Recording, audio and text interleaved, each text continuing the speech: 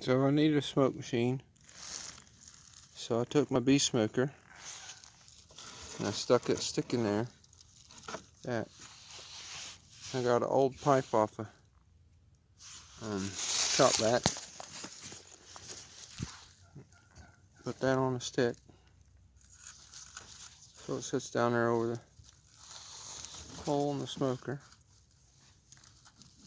You could pump it if you want. And then it doesn't have to be a super tight seal. And then I got, oh, there's smoke coming out that end. Then I got this inflator Coleman, and the shop vac pipe fits on the end of that inflator like that. This is where it happens to be the intake, and it just happens to fit.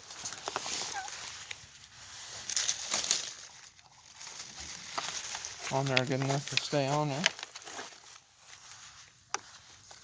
And it's tight enough that I can move it around, not get tight. And then it comes out.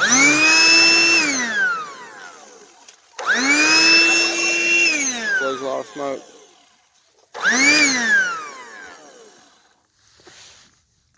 Heats the smoker up awful hot though, and it did not find my vacuum leak, so I'm still looking.